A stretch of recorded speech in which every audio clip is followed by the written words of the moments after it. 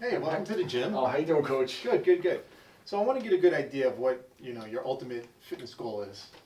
Coach, my goal is to lose weight. I want to feel better. I want to get stronger. I want to get, I want to shed some body fat as well, get tone, Okay. and I want to feel good. And I'm willing to do anything to achieve my goals. That's great. That's great.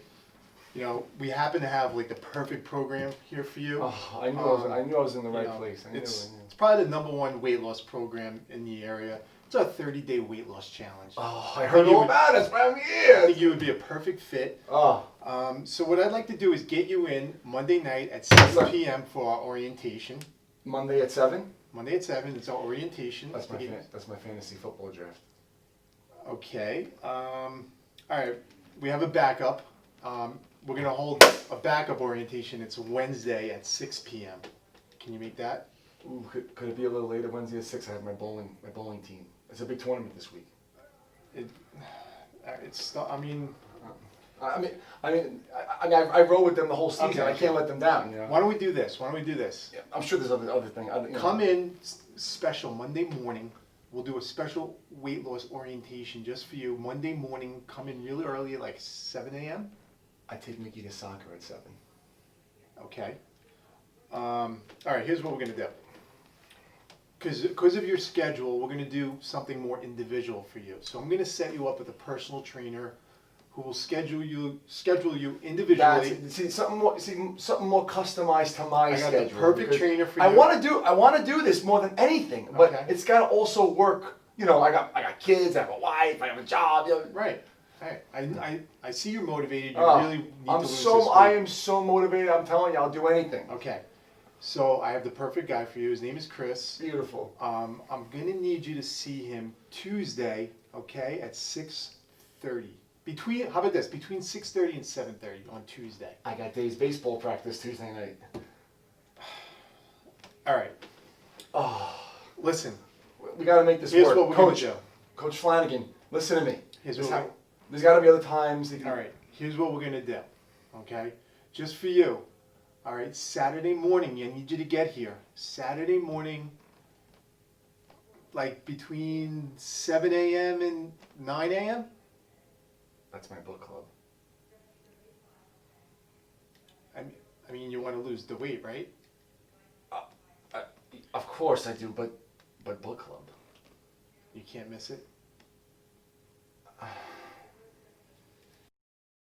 Fitness Real Talk, keeping it real every day. Fitness Real Talk, keeping it real, that's what we do.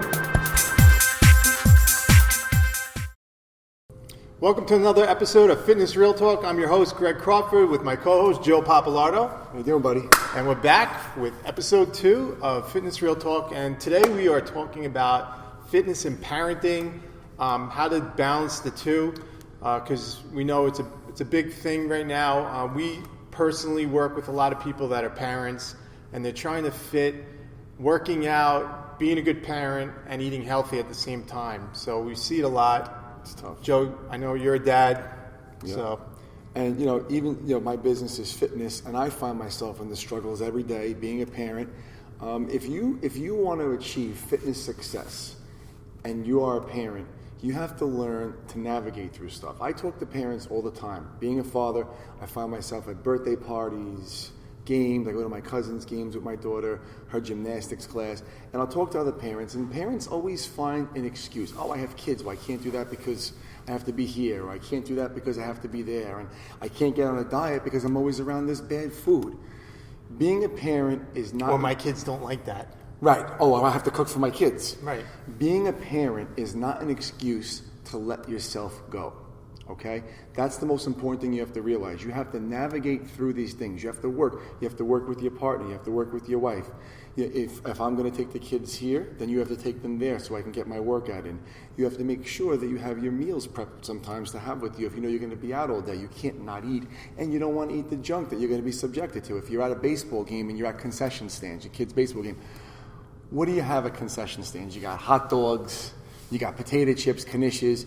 If my daughter's gymnastics school, there's nothing but candy bars and soda. I'm lucky if I get a water there. So no matter, no, seriously, you Well, have keep water. forgetting water. Yeah. So no matter where you are, usually when you're a parent, you're not around food that's conducive to your fitness goals. So you have to take action.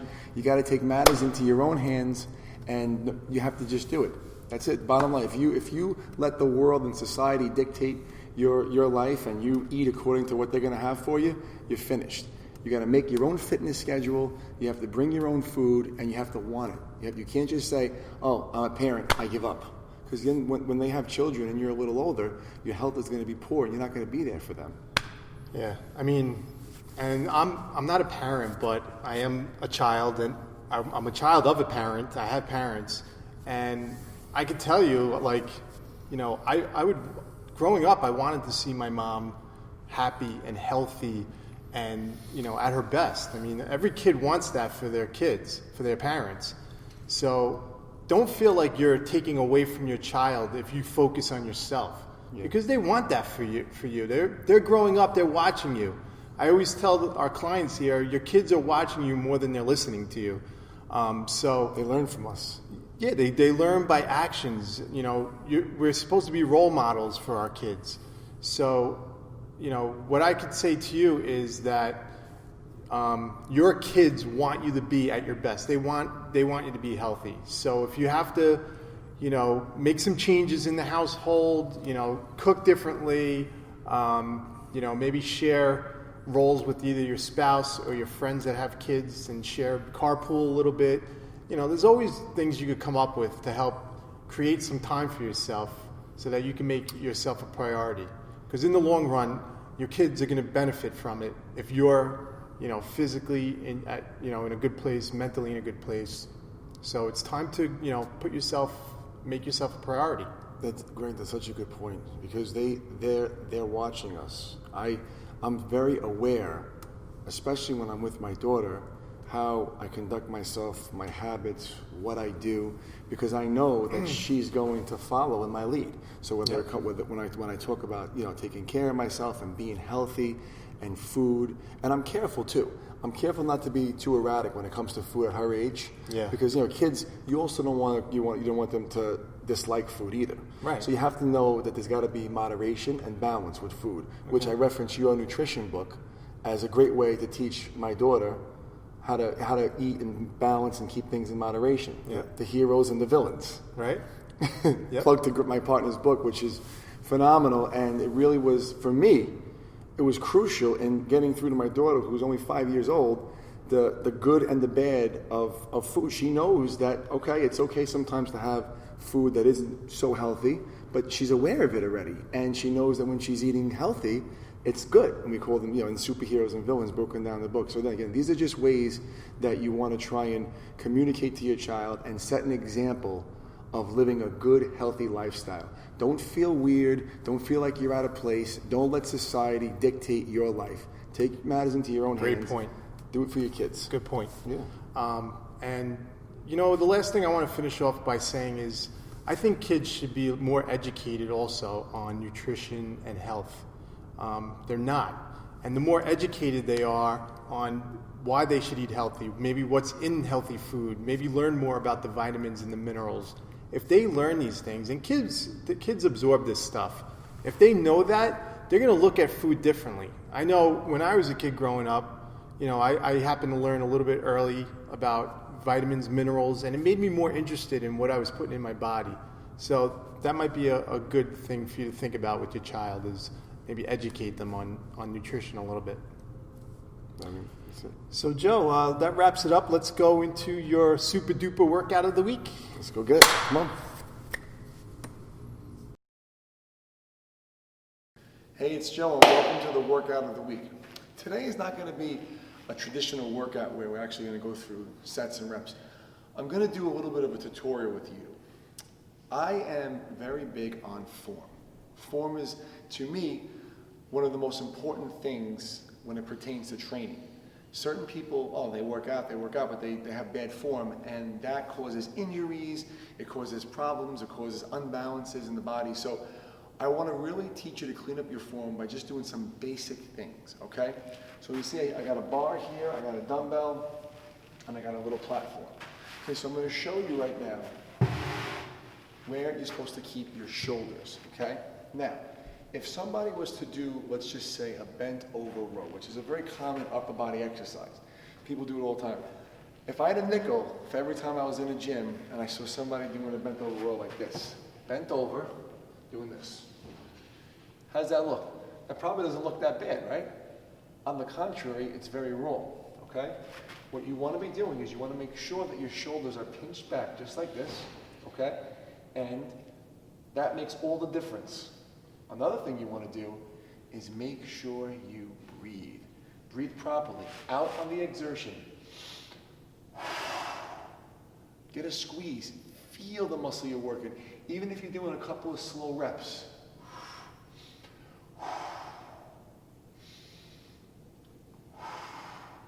Right now I'm feeling this all in my lats.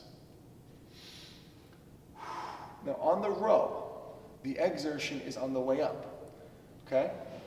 That's when you're struggling. That's when you always breathe out. So you'll breathe out in different points on different exercises. So for example, on the row, I'm pulling back and I'm breathing out because that's my struggle, the exertion. On a press, I would be pushing.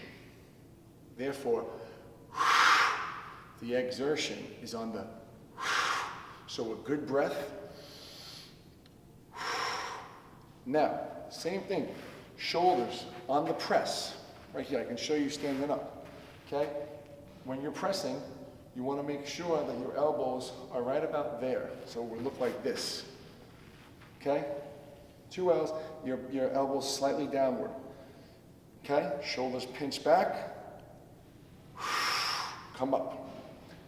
What happens is when people press, they tend to raise their elbows right here, start bringing in their neck, and they tend to favor these front anterior deltoid muscles right here, using all their front shoulders and their neck, lifting up their elbows, okay? So, same thing. Deep breath, good posture. That's your track. Always have your shoulders properly aligned, coming back like this. Never slouch, whether it's here or even lying down. You want to be like that. Chest up, shoulders back, and breathe accordingly. Another exercise is a simple bicep curl. Now, I'll show you what I see all the time, and it don't really look that bad to the naked eye.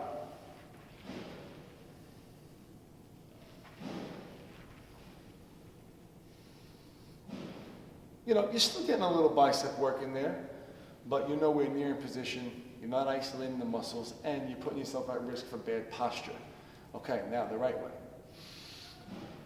Shoulders back. I also like to put one foot in front of the other personally. That's a personal thing.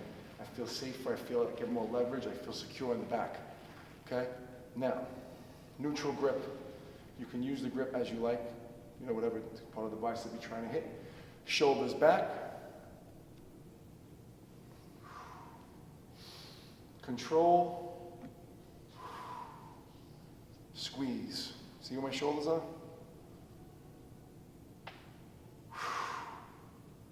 Good squeeze. No matter where you are, no matter what you're doing, how you breathe, how you stand, how you lay, your posture will dictate the quality of the workout and if you're effectively hitting the muscles you're trying to hit. And just because you're exercising doesn't mean that you're exercising effectively. And good posture is where it all begins. So take into consideration, before you get fancy, before you start doing these big workouts, know how to stand, know how to lay, know how to breathe, know how to use your body. All right, that wraps up another great episode of Fitness Real Talk. And stay tuned. Next week, we're going to be talking about spin. And, you know, the big question is spin good for you to get in shape? And we're going to give it to you real about spin. So make sure you tune in next week, next Friday. And it's a real good one. You're going to like this one. We're going to have some laughs. We're going to have some laughs. So stay tuned. You know, make sure you share the show with your friends. And however you want to stay connected with us, Facebook, YouTube, whatever you're on, on your phone or on the computer. Make sure you stick with us, and we'll see you next week. Fitness Real Talk, keeping it real every day. Fitness Real Talk, keeping it real, that's what we do.